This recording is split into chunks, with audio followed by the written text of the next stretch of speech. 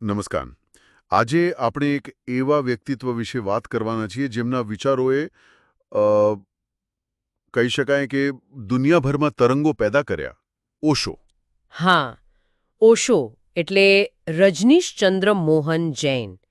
એમનું જીવન અને દર્શન બંને બહુ જટિલ અને અમુક અંશે વિવાદાસ્પદ પણ રહ્યા છે. બરાબર. આપણી પાસે જે માહિતી છે તે એમના શરૂઆતના જીવન, શિક્ષણ, એમના બળવાખોર વિચારો અને ખાસ તો એમની ધ્યાન પદ્ધતિઓ પર પ્રકાશ પાડે છે. અને આપણું હેતુ શું છે? તો કે એમના મુખ્ય વિચારો સમજવા, જેમ કે સંગઠિત ધર્મની એમની ટીકા, સ્વતંત્રતા પર એમનો ભાર અને પેલી નવીન ધ્યાન પદ્ધતિઓ. હા, અને એ પણ જોવું કે આજના સમયમાં એમના વિચારો કેટલા પ્રસ્તુત છે. તો ચાલો શરૂઆત કરીએ એમના બાળપણથી. કહેવાય છે કે એ બહુ જ જિજ્ઞાસુ અને બળવાખોર હતા. સાચી વાત છે. એમનો જન્મ 1931માં જૈન પરિવારમાં થયો, પણ ઉછેર મોટે ભાગે નાના નાનીને ત્યાં થયો. અને ત્યાં એમને જે વાતાવરણ મળ્યું એ બહુ મુક્ત હતું. મતલબ કેવી રીતે મુક્ત? એટલે એમને સવાલો પૂછવાની છૂટ હતી, કોઈ પણ જાતના બંધન વગર. આ વસ્તુએ એમનામાં પેલી સ્વતંત્ર વિચારસરણીમાં બીજ રોપ્યા.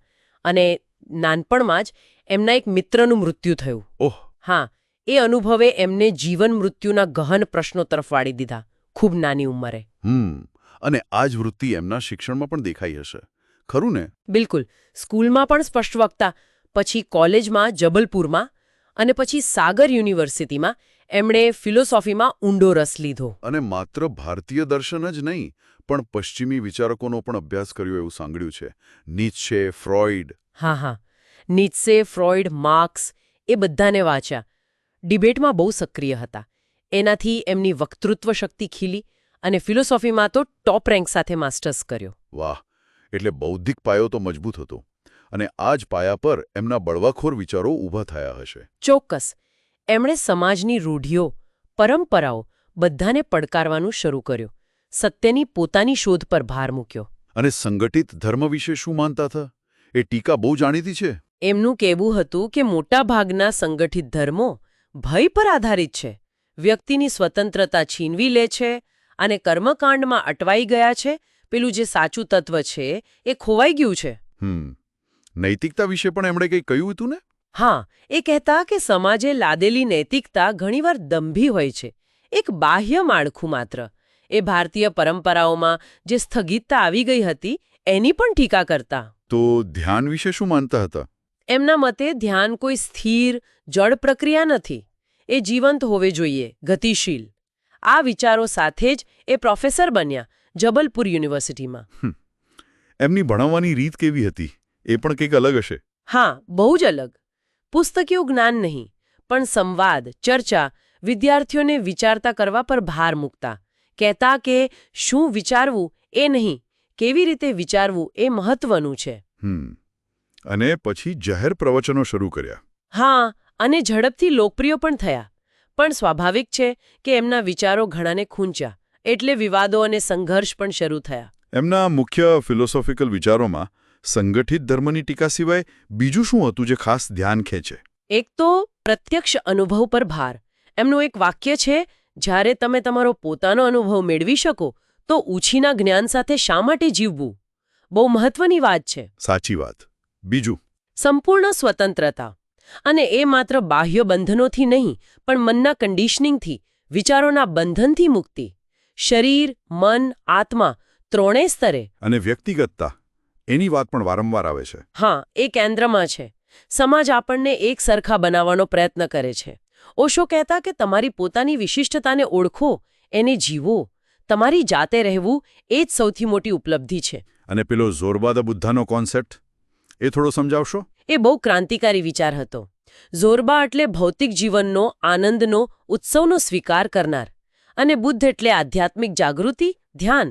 ઓશો કહેતા કે આ બંને વચ્ચે કોઈ વિરોધાભાસ નથી. આપણે ભૌતિક જગતમાં રહીને, એને માણીને પણ આધ્યાત્મિક બની શકીએ છીએ. બે અંતિમોને જોડવાની વાત. આ સમજાયું. હવે એમની ધ્યાન પદ્ધતિઓ પર આવીએ. ડાયનેમિક મેડિટેશન બહુ જાણીતું છે. એ શું છે? ડાયનેમિક મેડિટેશન એટલે આજના જમાનાના માણસ માટે, જેમાં ઘણો તણાવ, દબાયેલી લાગણીઓ છે એને બહાર કાઢવાની એક સક્રિય પ્રક્રિયા. એમાં શ્વાસ લેવાની ખાસ રીત, પછી કેથાર્સિસ એટલે કે બધું બહાર કાઢવું, પછી હું મંત્રનો જાપ અને છેલ્લે મૌન, સાક્ષીભાવ. એટલે પરંપરાગત શાંત બેસીને ધ્યાન કરવા કરતાં ઘણું અલગ. હા, બિલકુલ. પણ એમની બીજી પદ્ધતિઓ પણ હતી. કુંડલીની ધ્યાન, જે ઊર્જા જાગૃતિ પર છે.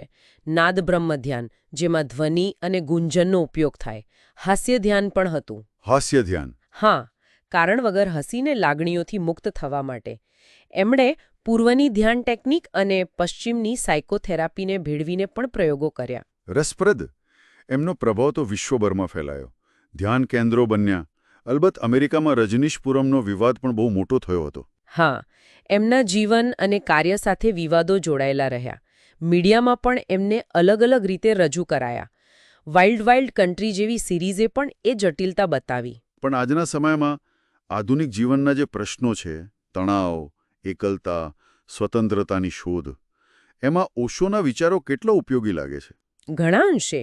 જેમ કે તણાવ વિશે તેઓ કહેતા કે એનું મૂળ કારણ મનનું ભૂતકાળ કે ભવિષ્યમાં ભટકવું છે, વર્તમાનમાં નહીં જીવવું.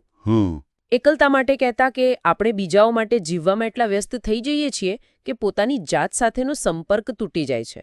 અને સ્વતંત્રતા એટલે નિયંત્રણોનો અભાવ નહીં, પણ જાગૃતિપૂર્વક પોતાની પસંદગીઓ કરવાની ક્ષમતા. તો આખી ચર્ચાનો સાર એવો નીકળે કે ઓશોએ પરંપરાગત માળખાઓને પડકાર્યા. ધર્મના, સમાજના અને વ્યક્તિગત અનુભવ, જાગૃતિ અને સ્વતંત્રતા પર ભાર મૂક્યો. બરાબર. એમની મુખ્ય શીખ એ જ છે કે આધ્યાત્મિકતા કોઈ બાહ્ય વસ્તુ નથી, એ અંદરની યાત્રા છે. જીવંત, વ્યક્તિગત અને મુક્ત કરનારી. એની શરૂઆત સ્વજાગૃતિથી થાય છે. અને અંતે એક વિચાર જે આપણા શ્રોતાઓ માટે છોડી જઈએ. શું સમાજે ચીંધેલા રસ્તા પર ચાલવા કરતાં આપણી અંદરની મૌલિકતા અને સત્યની શોધ કરવી એ જ સાચી મુક્તિ નથી? હા, આ પ્રશ્ન ઓશોના કાર્યના કેન્દ્રમાં છે અને આપણને સૌને વિચારતા કરી મૂકે છે.